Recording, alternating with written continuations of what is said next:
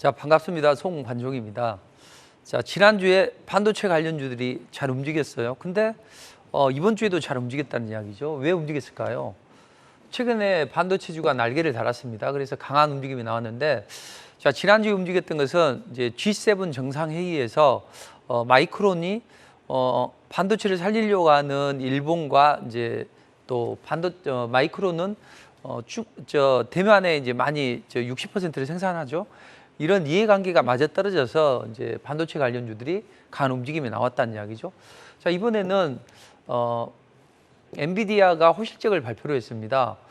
일단 엔비디아가 이렇게 호실적을 발표한 이유는 이제 AI 반도체 때문에 그래요. 그래서 AI 반도체가 많이 팔리고 그로 인해서 호실적을 보이면서 강한 움직임이 나왔는데, 자, 이런 움직임이 이번에 단발적으로 그치지 않을 것 같다. 2분기 때도 계속 진행이 될 것 같다.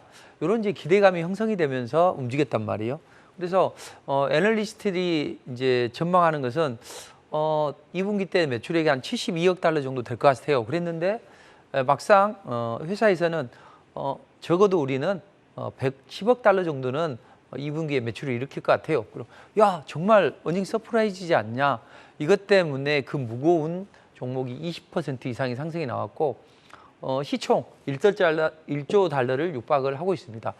자, 그럼 엔비디아를 사는 게 좋은데 엔비디아의 낙수 효과를 이제 우리 반도체 기업들이 수혜를 봤단 말이에요. 그래서 땡큐 엔비디아 하면서 삼성전자는 7만 전자로 이제 안착을 하고 있고, SK 하이닉스 같은 경우에는 고맙다. 우리 이 무거운 주식이 10% 이상 올라가게 해준 게 너무 고맙다. 이제 이런 흐름을 보이고 있다는 거죠. 근데 시장에서는 이제 AI 반도체니까 AI 관련주들을 이제 많이 움직인다고 생각을 할 거예요. 저도 이제 지난번에 AI 관련주들을 한 1, 2주 전에 그동안 이야기를 안 하다가 했었죠. 이런 흐름 때문에. 그런데 일단은 그런 종목들이 세게 올라가지는 않아요. 그러니까 단발적으로 일부 종목이 올라간다, 이렇게 생각을 하시면서 AI 관련주에는 너무 큰 기대는 하지 말자. 대신 엔비디아를 사느니 한국의 반도체 기업을 사는 게 좋다, 이렇게 보시면 돼요. 그러면 우리는 항상 이걸 기억해야 됩니다. 어떤 테마나 어떤 섹터가 이제 강해지게 되면 그쪽으로 수급이 막 몰린다는 이야기죠. 그리고 항상 이제 외국인들이 95%의 비중을 지난달에 반도체에 투입을 했다는 이야기죠. 그렇기 때문에 한번 샀던 섹터는 주야장천 올리는 그런 흐름이 나옵니다. 그러니까 외국인들이 한번 사면 주야장천 사고 또 반대로 팔면 계속 팔고, 그렇다면 당분간은 이제 반도체를 끌어올릴 수 있겠죠. 기대감이 있잖아요.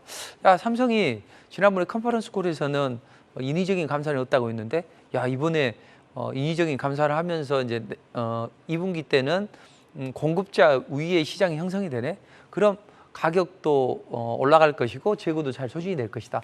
그럼 이제 2분기 때 실적이 좋아질 테니까 당연히 이제 반도체를 사보자, 이런 이제 흐름이 나오는 거죠. 특히나 항상 이제 주가라는 것은 싸고 이럴 때 좋은 재료를 매집을 했다가 들어올려서 호재를 이용해서 차익 실하는 게, 어떻게 보면 이게 주식의 단데 우리는 너무 주식을 복잡하게 생각한다는 이야기죠. 그동안 쌀 때 삼성전자를 사서 나중에 이제 실적이 좋아지거나 이런 호재거리가 있을 때 이렇게 이제 매도를 하는 거죠. 자, 그렇다면 일단 반도체 관련주들은 이제 움직임이 좋은데 하반기 때부터는 재고 조정이 마무리가 되고 수요가 회복이 될 것이다. 그러므로 인해서 가격도 많이 올라간다. 그렇다면 우리는 반도체를 사는 게 좋다. 이제 그 사학개미라고 하는 그 미국 주식 투자하시는 분들은 이제 엔비디아 아깝다 하면서 이제 무릎을 치는 이런 분들도 계신데 괜찮습니다. 엔비디아를 사지 않아도 엔비디아는 일단은 GPU 익스포저가 한 100%예요. 그러니까 다 이쪽에 몰려있기 때문에 리스크가 있다는 이야기죠. 대신 우리 기업들은 그쪽에 한 10%밖에 되지를 않아요. 그래서 리스크도 적고 덜 올랐고, 그래서 이제 어떤 종목이 좋냐 그러면 저는 이제 몇 종목을 좀 찍어보는데 이 몇 종목을 찍었던 종목들은 이제 주로 보면 첫 번째 한미 반도체, SK 하이닉스, 삼성을 사든 SK 하이닉스를 사든 좋다. SK 하이닉스는 엔비디아 관련 모멘텀도 있거니와 독점 납품을 하니까 DDR5 관련 모멘텀도 있다고 했죠. 그래서 실적이 생각보다 나쁘지 않을 것 같아. 이렇게 하면서 SK하이닉스를 사도 좋다. 기관이 사는데 저는 오히려 수익률에서는 SK하이닉스가 좋다 이런 말씀 드렸고, 그다음 ISC는 이제 제가 계속 반도체 관련주는 DDR5 관련주를 사라. 근데 DDR5 관련주 중에서도 엔비디아 향 비중이 얘는 또 10% 된단 말이에요. 그래서 이번에 좀 20%까지는 확대될 것 같은데, 얘는 이제 그 DDR5 관련주이기도 하죠. 그러니까 항상 반도체는 이걸 기억하시면 돼요. 아예 대형주를 사든가 삼성전자, SK하이닉스 아니면 새내기주를 공략하는 게 좋아요. 그리고 복합 테마를 제가 자꾸 사러 가잖아요. 재료가 하나보다는 두 개가 좋잖아요. 특히 이제 시장이 안 좋을 때 이 리스크를 해소를 할 수 있단 말이에요. 그러니까 항상 그 DDR5 관련주이면서 엔비디아 관련주를 사라. 이런 게 이제 좋다는 이야기죠. 이 두 개는 방송에서 지난주에 말씀드렸고, 이수페타시스는 제가 이제 지난주에 그런 말씀도 드렸는데 DDR5 관련주는 사도 된다. 내려오면 사라. 그래서 제가 ISC는 가장 좋은 것은 날아가기 전에 사는 게 좋다. 이제 투자를 하다 보면 두 가지 이제 방법이 있단 말이에요. 하나는 비책은 뭐예요? 날아가기 전에 사는 거잖아요. 우리는 항상 국고채에서 비책을 말씀드립니다. 그리고 반도체를 DDR5 관련주를 사라고 말씀드렸는데, 만약에 이게 올라가 버리면 그때는 어떻게 해야 될까요? 항상 양봉을 만들면 눌러준단 말이에요. 그래서 제가 지난주 공개방송 때 DDR5 관련주들 눌러줄 때 사라. 눌러줄 때 샀다면 이 종목들이 단기간에 뭐 20% 이렇게 치고 올라갔다는 이야기죠. 그러니까 비책은 날아가기 전에 사는데, 주로 이제 국고채에서 말씀드리니까 국고채 방송을 잘 청취하시면 되겠죠. 두 번째, 놓쳤다면, 양봉이 생겼다면 눌림목에서 당일날 저점에서 사면 된다. 5일선 근처에서. 이런 말씀 드렸고, 이수페타시스는 다른 거 보지 마세요. 분명히 PCB는 고부가가치 쪽이기 때문에 당장은 이제 많이 올랐기 때문에 안 올라가는데 앞으로는 많이 올라갈 겁니다. 그래서 PCB 업체 중에는 이제 뭐 엔비디아 향 매출도 있고 또 우주항공 쪽으로도 엮이는 이수페타시스가 좋다. 근데 오늘 좀 가볍게 잘 올라가고 있습니다. 그리고 한미 반도체는 이제 제가 투자를 했던 거죠. 리포팅을 해드리고 실적이 안 나지만 앞으로 이쪽이 좋아질 것이다 해서 세계 10대 장비 기업이기도 하고 해서 이쪽이 좋았고, 이제 이오 테크닉스는 눌림목을 주면 충분히 저평가 메리트가 있기 때문에 사도 된다. 이렇게 보시면 돼요. 그래서 이런 종목들을 이제 주로 보시고, 지난주에 이제 말씀드렸죠. 자, 세력들도요, 빅머니들도 적자 기업은 잘 안 합니다. 그래서 주로 뭐 ISC나 또는 뭐 TLB나 아비코전자, 마이크로 콘텍스 이런 것들을 이제 날리는데 지금은 안 돼요. 지난주에는 저점을 매수했다면 19 뭐 이렇게 날아갔을 텐데 지금 안 된다는 이야기죠. 그래서 저는 실적이 안 좋아도 세계 10대 장비 업체로 선정이 된 한미 반도체를 눈 감고 들어가라. 반도체는요, 몇 퍼센트가 올랐네? 안 돼요. 무조건 눈 감고 들고 가야 돼요. 제가 2차 전지 그 에코프로를 끝까지 들고 가라. 저는 포기하지 않고 에코프로 BM이나. 근데 한때는 비아냥거리는 사람들도 있었고 했지만 결국은 어때요?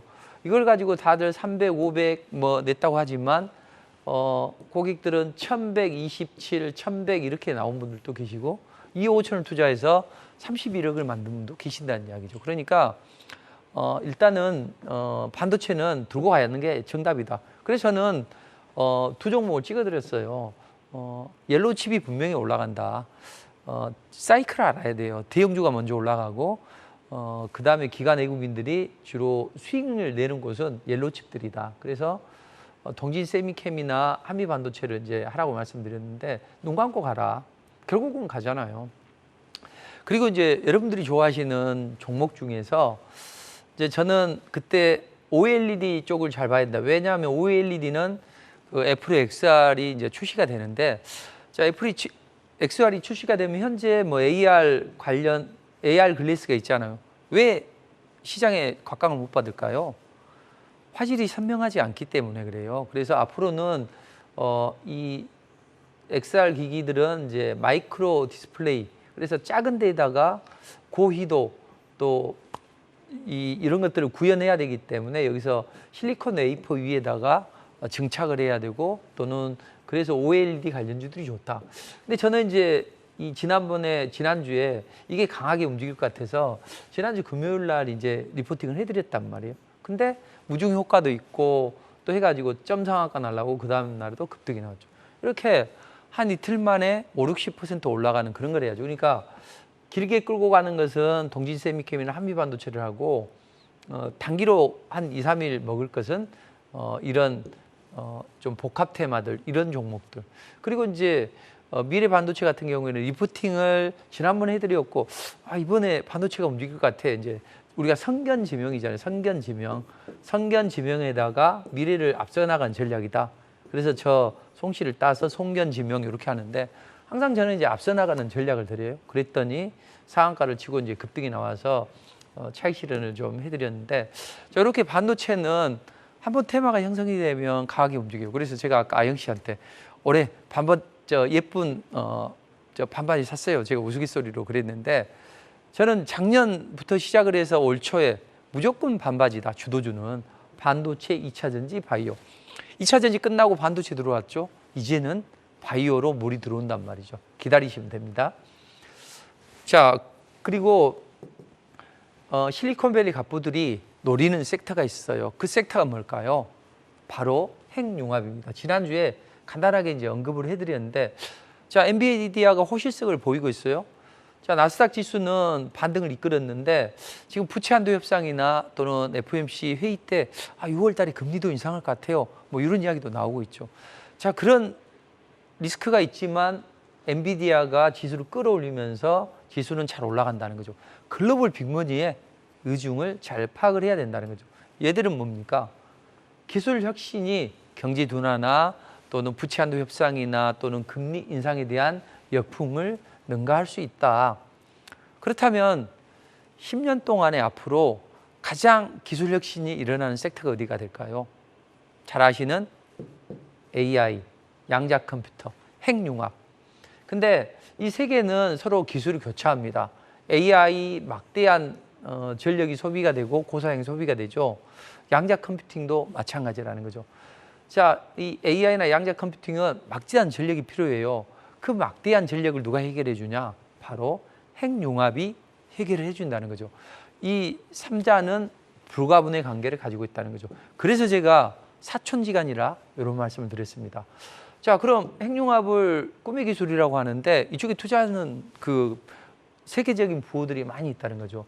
여러분들이 잘 알고 계시는 챗 GPT 개발했던 오픈 AI 창업자, 이 사람이 핵융합 스타트업 기업에 5천억 가까이를 투자를 했다는 이야기죠. 그리고 얼마 전에 그 유명한 마이크로소프트가 야, 2028년까지 핵융합으로 전력을 개발해.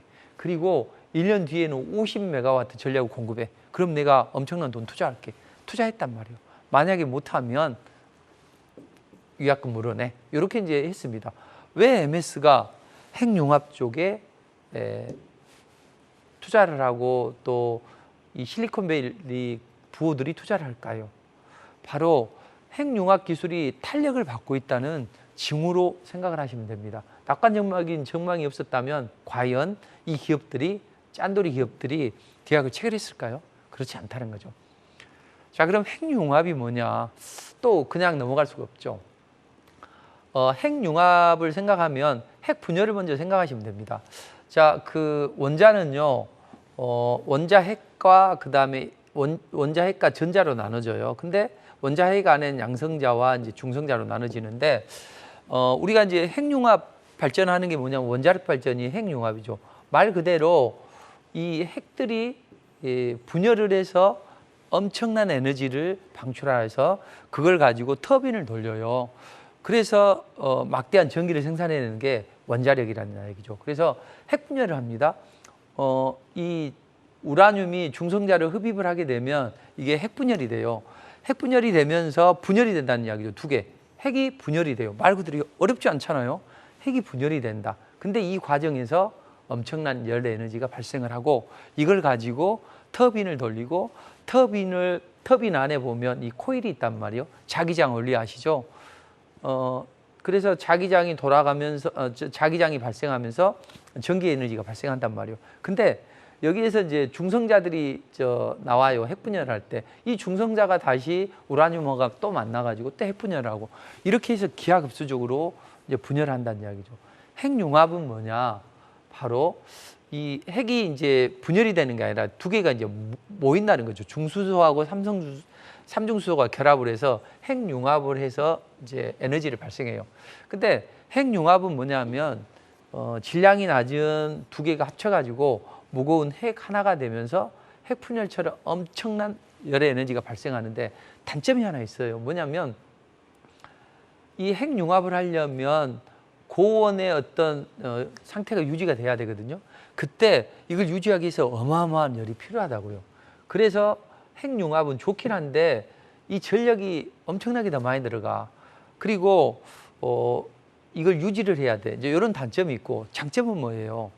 장점은 폭발 위험성이 적어요. 그리고 방사성 물질의 오염이 거의 없어요. 그러니까 폭발이나 방사성 물질의 오염이 거의 없는 차세대 청정 에너지다. 자, 여기서 힌트는 뭐예요? 지금 글로벌이 그린 에너지 쪽에 드라이브를 걸고 있죠. 물론 이게 이제 지구를 1.5도 이상 온도를 높이지 말자 이런 흐름도 있지만 더 중요한 건 뭐냐면 가장 그 이산화탄소를 많이 배출하고 또 EU에 이산화탄소를 가장 많이 배출하는 그런 제품을 파는 나라가 어디예요? 바로 러시아라고요. 근데 러시아는 계속 우크라이나를 괴롭히고 있고 중국은 대만을 침공하기 위해서 호시탐탐 노리고 있다는 거죠. 그래서 이쪽에서 그린 에너지 쪽에서 드라이브를 걸고 만약에 이게 갖춰지지 못하면 탄소 국경세를 내라 이거죠. 그리고 그게 못하면 이제 과징금을 물게 되고 이런 부분이 다 하나가 맞물려 가지고 다 글로벌 시장이 움직인다는 거죠. 자, 그렇다면 핵융합을 유발하려면 이제 두 원자가 충돌을 시켜야 돼요. 그래서 핵분열과 달리 이제 엄청난 양이 필요하다고 말씀드렸죠. 얼마냐면 섭씨 1억 도예요. 그러니까 어마어마한 상태가 오랫동안 유지가 돼야 되고 에너지가 많이 필요하다는 이야기죠. 근데 우리가 주식을 하는 데 있어서 고점에 사도 돼요. 고점에 사도 내가 산 시점부터 올라가기만 하면 된단 말이죠. 투자자들은 그래서 좋아하죠. 개인 투자자들 오늘 몇 퍼센트 먹었어. 이런 걸 중요하게 생각하잖아요.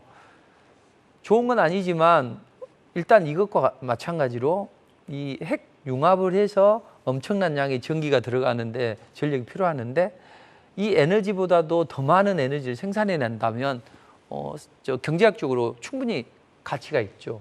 그래서 그런 움직임이 나오고 있다. 근데 최근에는 이걸 해결을 못했어요. 근데 드디어 작년 연말에 미 에너지부 산하 업체에서 역사상 처음으로 핵융합 하는데 투입했던 에너지보다 1.5배 정도 많이 에너지를 만들어내는 순 에너지 달성을 했다는 이야기죠.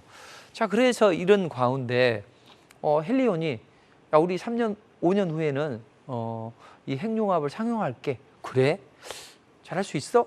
할 수 있어요. 없으면 과정이 물든가. 이렇게 하면서 이제 MS하고 계약도 하고 또 그 실리콘 갑부들이 이제 투자를 했다는 이야기죠. 그래서 실리콘밸리의 빅머니들은 다 이 핵융합으로 몰리고 있다. 이렇게 보시면 돼요. 그래서 뭐 올트만이나 아니면 제프 베이조스나 아니면 빌 게이츠마저도 이쪽에 투자를 하고 있다. 그래서 우리는 그쪽에 투자를 할 수 있냐? 우리는 그쪽에 투자를 할 필요 없이 관련주를 투자하면 되겠죠. 그래서 이 핵융합은 이제 아직 관련주들이 꿈틀꿈틀 거리고 있고 이제 상승 초기에 있기 때문에 우리가 좀 집중적으로 잘 분석을 해볼 필요가 있다. 이렇게 보시면 됩니다. 자, 우리가 이제 이 핵융합을 일명 뭐라고 하냐면 인공태양이라고 합니다. 왜 인공태양이라고 하냐면 태양은 이제 플라즈마 상태예요. 그러니까 이 핵에서 이 전자가 분리되고 이것들이 이제 서로 충돌을 해요. 그러면서 막대한 이제 에너지가 발생하거든요. 태양 중심에는 이제 수소가 왔다 갔다 막 초고색으로 해요. 자유 운동을 하는데 그것과 어떤 헬륨이나 이런 것들이 서로 부딪히면서 핵융합 반응이 일어나고 여기서 에너지가 많이 발생합니다. 태양계에서 이런데 이것을 지구에서도 이걸 만들자 이거죠. 인공적으로 태양의 상태를. 이게 바로 인공태양이라는 거죠. 이게 이제 핵융합, 인공태양 이런 것들이 다 같은 말이라고 보시면 됩니다. 그래서 문제는 이 고온의 어떤 에너지가 필요했는데 최근에는 그 투입량 대비해서 1.5배 정도의 순에너지를 발생시키는 흐름이 나더라.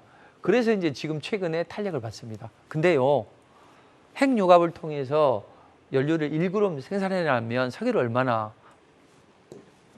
쓰는 거하고 똑같은 효과를 발휘한지 아세요? 무려 9톤입니다. 9톤.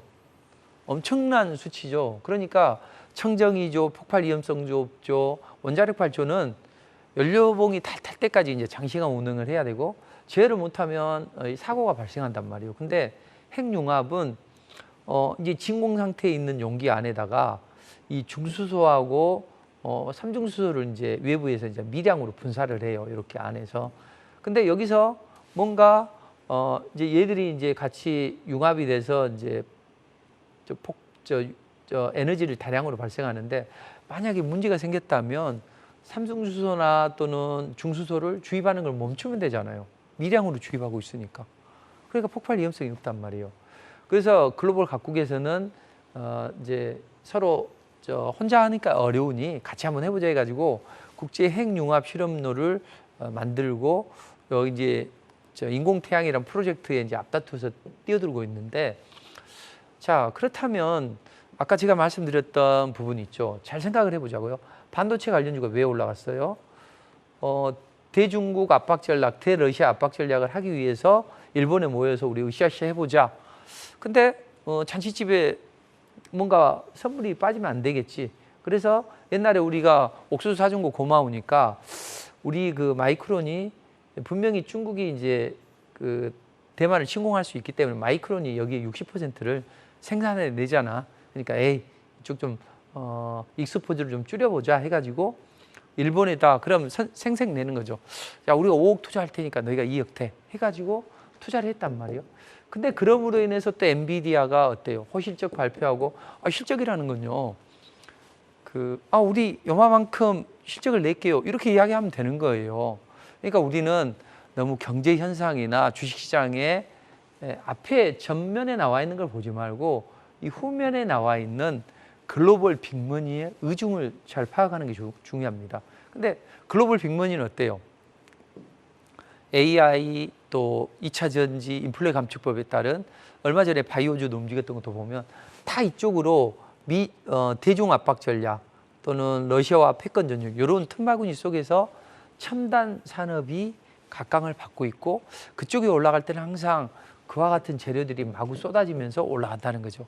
지금도 그런 상황이 되기 때문에 우리는 시장을 앞서 나가는 전략으로 이렇게 하면 좋다. 그래서 얼마 전에 한미 정상회담 이후에 후속 조치로 우리가 과학기술공동위원회를 개최해보자. 그래서 뭐 차세대 반도체나 핵융합이나 AI나 바이오를 협력해보자. 이 섹터에서 다 움직인단 말이죠. 그러니까 우리는 이쪽을 좀 집중해보고 우리는 분명히 뒤떨어져 있어요. 그럼에도 불구하고 우리도 기회는 있습니다. 아까 그 고온을 유지를 해야 된다 했잖아요. 우리는 1억도 플라즈마가 오랫동안 유지할 수 있는 그런 원천 기술을 가지고 있단 말이죠. 그러니까 상용화가 되게 되면 엄청난 지적 재산권을 발휘할 수 있다. 이렇게 보시면 돼요. 아까 말씀드렸죠. 플라즈마는 초고온에서 원자 핵과 전자가 이제 분리된 상태로 있고 얘들이 둘이 분리된 원자 핵들이 두 개가 융합을 해서 엄청난 열 에너지를 발휘한다. 그러니까 핵융합이 잘 이루어질 수 있는 초고온의 이 원자 핵과 전자가 분리된 상태를 플라즈마라고 한다. 이 정도 그냥 대강 알아주시면 돼요. 관련주들은 뭐가 있어요? 이렇게 많다고요. 이 중에서 어떤 종목들을 봐야 돼요? 무료 공개 방송에서 제가 말씀드렸고 TV에서도 말씀드렸죠. 모비스, 일진파워, SFA, 비추로테크, 다원시스까지만 보시면 돼요. 서남은 약간 퀘스천 마크.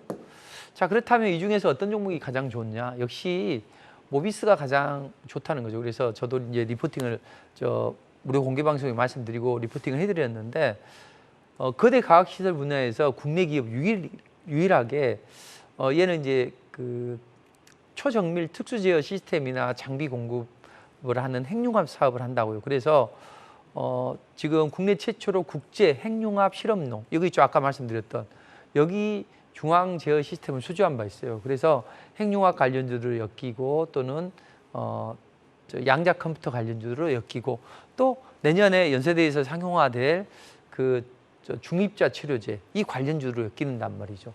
근데 최근에 이제 이따 제가 기법 강의할 때 보겠지만 생명선 20선 위에서 단기 이평선 수렴시켜서 치고 올라가는 패턴으로 움직임이 좋습니다.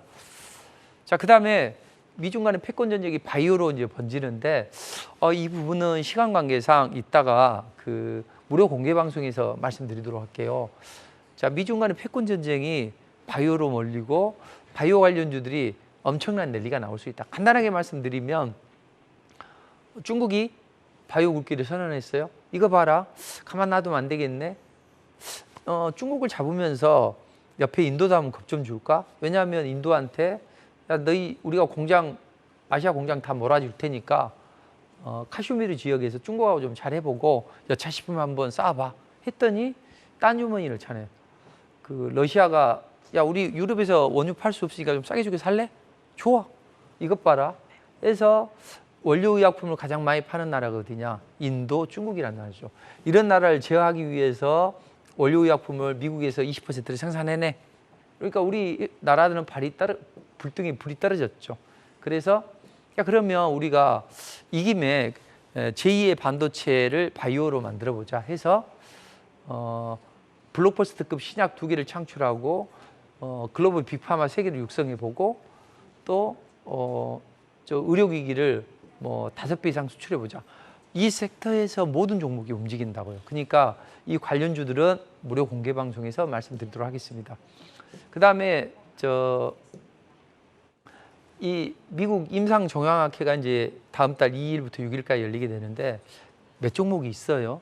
그 중에서도 이제 이미 올라 있는 종목도 있고 루닛이나 크리스탈 지노믹스는 그리고 이제 지금 관심을 가질 것은 이 에클론이다. 에클론은 키메릭 항원 수행초 카티세포라고 하거든요. CAR T세포 치료제. T세포 면역세포인 줄 아시죠? 그러니까 T세포가 군인이라면 나라 지키는 군인이라면 카티세포는 키메릭 항원 수용체라는 특수물질을 집어넣어서 배양을 해서 정예 강군으로 만드는 거죠.